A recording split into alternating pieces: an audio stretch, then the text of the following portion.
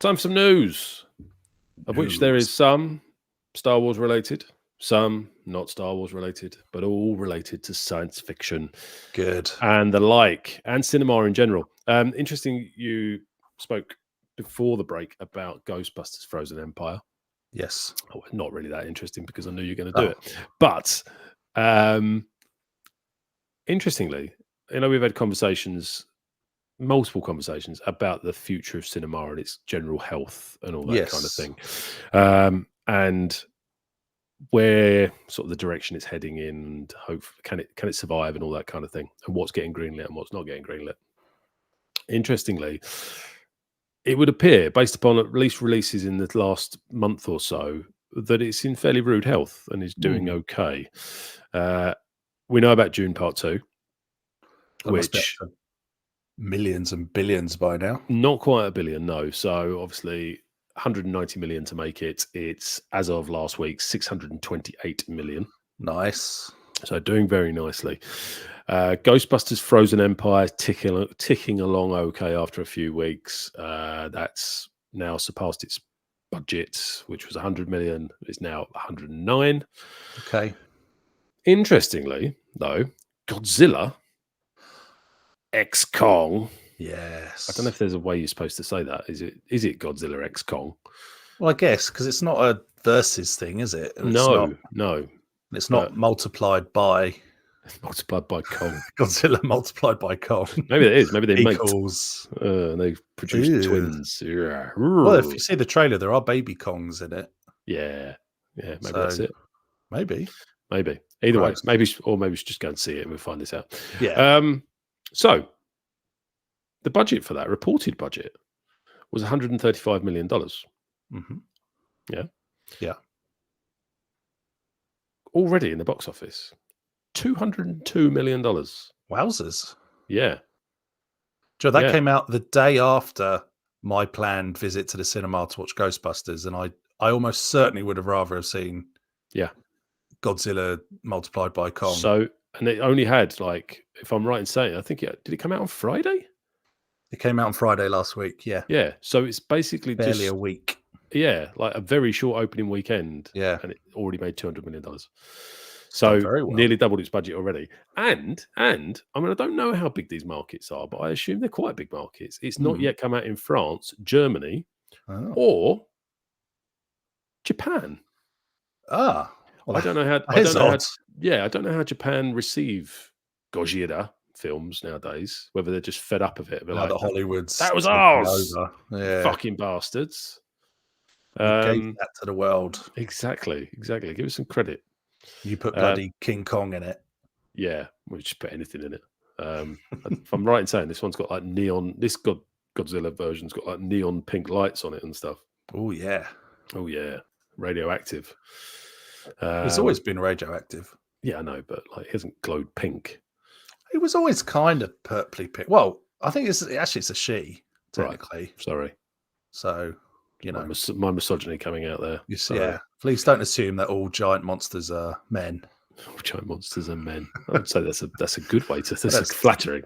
This says more about you, I think. Yeah. Who hurt you? Who hurt me? That giant ape at the zoo. Everybody. Giant pink dragony thing at the zoo. That'll hurt you. Anyway, so doing quite well, those films, and seemingly making a lot of money. Well, I think that's a good point, and it's great to see people are still getting out to cinemas, and the sort of post-lockdown recovery sounds like it's in full swing. Yeah. And also as well, people aren't just glued to their streaming services. You know, people are still enjoying going to the cinema. I mean, I love going to the cinema. I do.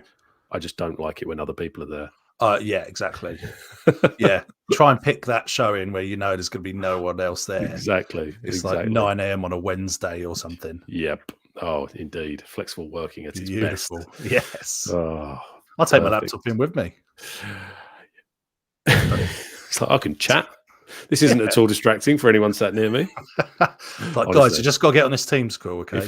If someone was sat in the cinema, I'm generally quite passive. I very much go for the British tut. And eye rolling. I'm generally quite passive when someone's doing something in the cinema that's annoying me that they shouldn't be doing. if someone pulled out a laptop and opened it up, I think that might be the point at which I felt fully justified to say, put it away. Yes. Or go outside. Just do something. Go outside. Excuse me, go outside. Do something that doesn't involve you being sat here with another screen in my eye line. Definitely. I've seen you angry and it's not pleasant. I've seen you angry. I don't get angry very often. No, you don't. That's what makes it scarier. You wouldn't like me when I'm angry. No. Anyway, on to the next bit of news. Yes.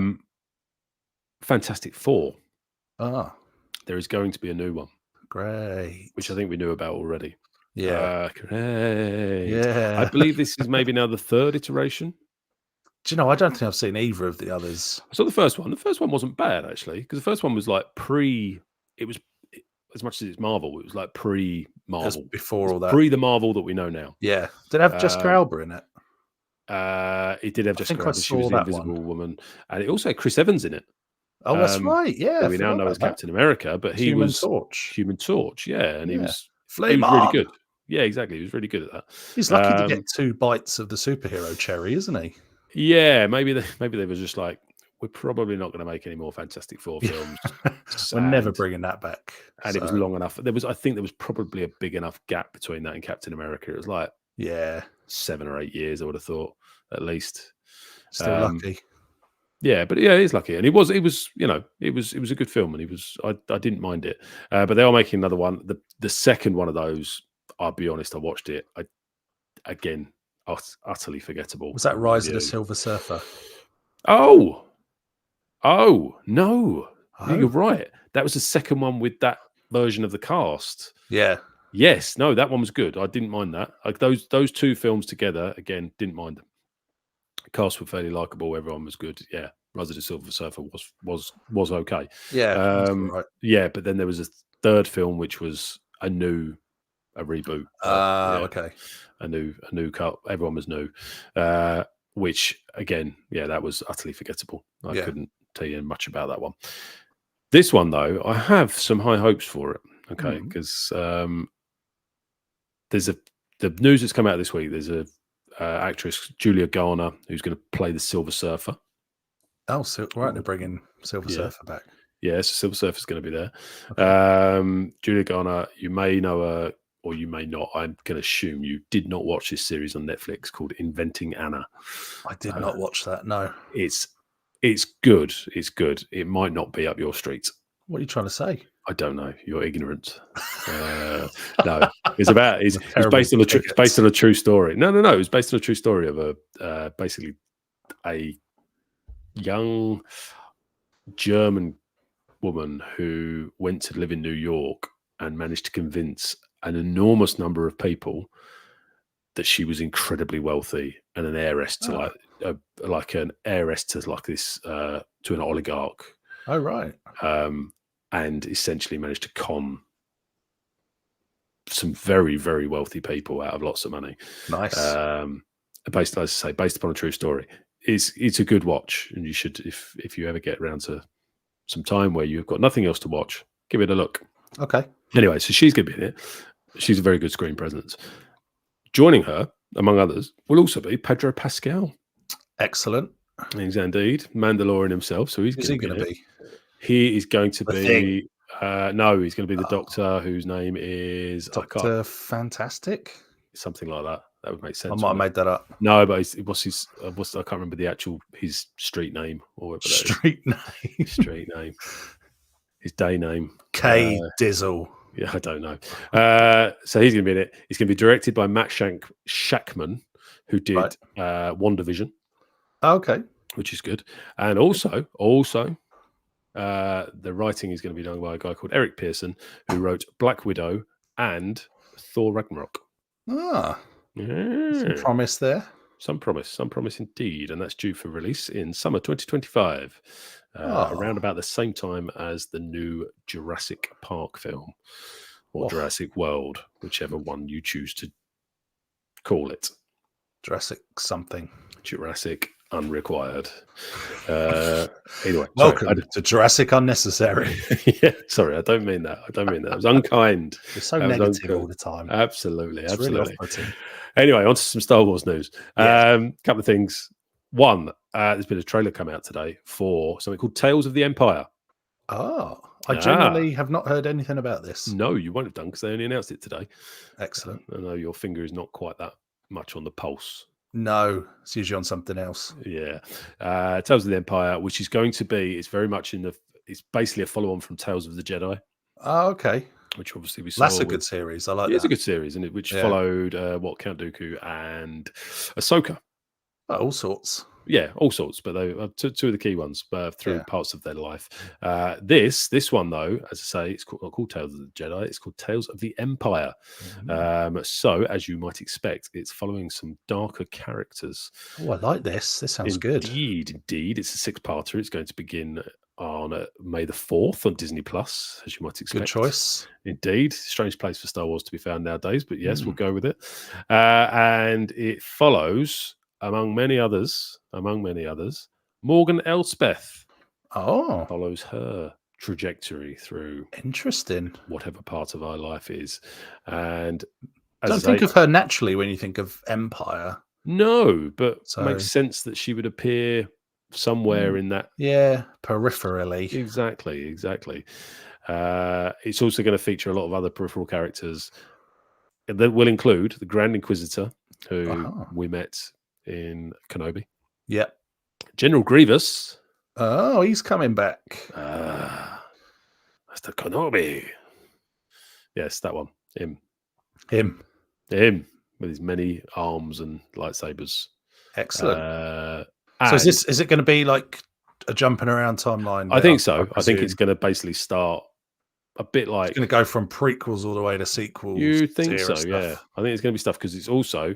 So we've got the Grand Inquisitor, we've got General Grievous, who, if I'm right, met his demise in Revenge of the Sith. So strictly speaking, he shouldn't appear after that time. Yeah. Grand Inquisitor would have come in after Return of the Jedi. Yeah. No, that's not wrong. After Revenge of the Sith, sorry. Yes. And character I have not mentioned yet, Thrawn. Oh, I wondered if you're going to say Thrawn is going to appear. We're getting some more Thrawn. That should be. So that's obviously post Return of the Jedi. Yeah. Or actually, no. Strictly speaking, he would have been active. He was around, yeah. But we just didn't know him. Well, that'd be interesting if we see what he was up to during the original trilogy movies. It would be interesting. See what he got up to. Why? How did he earn his reputation? Because it's going to want. I'm guessing it's going to want to tell a different timeline of his life compared to what we see in Star Wars Rebels. Yeah, quite. So I'm guessing it'll be before all that stuff. So yeah, it'd be a bit pointless to just rehash that. Yeah. So we already know how he ended up where he ended up. I wondered if you were going to say Moff Gideon is going to pop up somewhere. Gideon, I mean, he might do. He might do. This is only a brief article that I've read today. It's by no means definitive piece of that's coming out next month. Yeah. Wow. Done well to keep that exactly under wraps, a month. Yeah. They've been beavering away with their animation tools and voiceover. Can you imagine if they just turned around and went, the reason we've announced it today and we've been able to do this so quickly is because we did the entire thing with AI. Yeah. Oh my God. That literally sounds so well. The moment the strikes had finished. Yeah. See ya. Cheers. It's all right. We use real writers. Just not animators. Yes. Yeah. No, I don't think that is the case. Looking at the animation, it very much follows the trend of Tales of the Jedi. Tales of the Jedi, that's the one. Yeah. So no, I don't think that is the case. Well, I'll be 100% watching that. Good. We could talk about it on here. How good would that be? How good would that be? Oh my God. Star Wars content. Actual Star Wars content to imagine? review for a change. Oh my God. My goodness. What a blessing. What a blessing. And also a curse, depending on how Terrible good it is. Curse. A potential curse.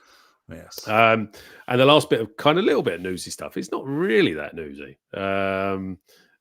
But on the Star Wars news website this week, they put on a bit about basically a guide to watching all Star Wars. Right. And they essentially listed everything that you can find on Disney Plus and gave you links to Disney Plus. Okay. Right? Okay. But they gave you 2 lists. And I think I know what your response to this will be, but they gave you 2 lists. Okay. One was in release date order.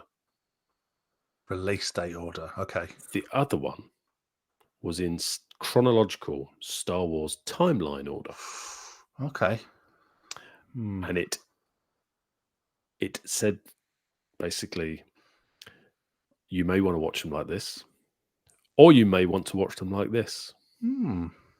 I think they're wrong. Sounds like you're the one with the strong opinion on this. How do you feel about this, Stephen?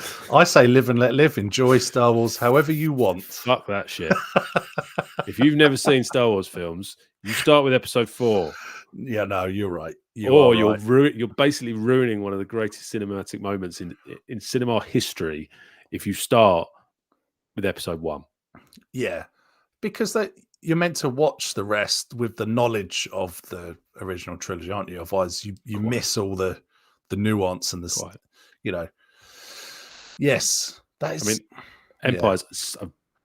I mean, I say this knowing full well, like I cannot remember the moment at which I didn't know or found out that Vader was Luke's father.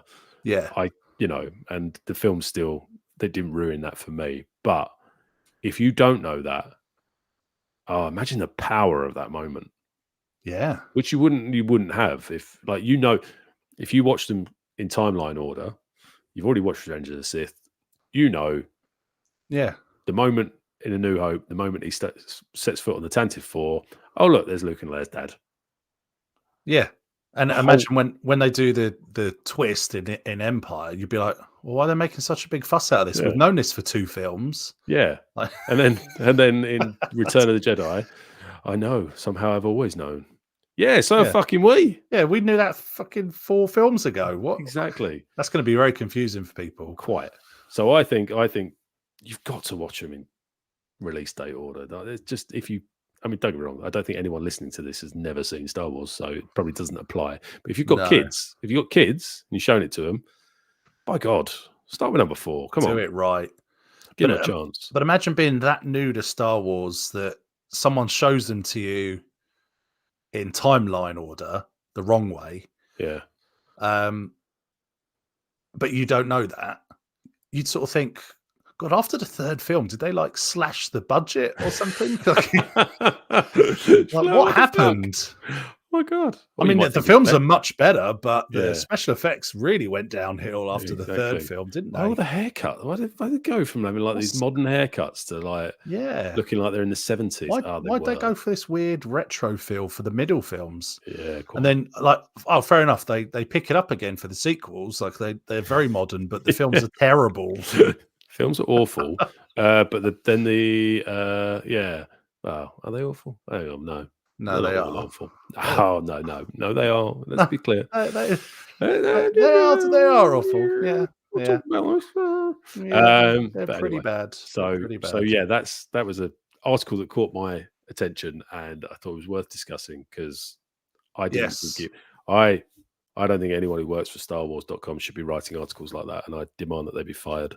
It must be like an intern they've got in or something. Like, have you ever seen Star Wars? No. I've heard this article. I've heard there's loads of them. I've heard they weren't released in timeline order. I will correct that. Don't worry. Yeah, I'm not watching episode 4 first. Doesn't make any sense. Yeah. So either way, that's it for the news this week. Very good. Have you got anything else to add? No, nothing. Good. Right. Let's take a break. We'll come back.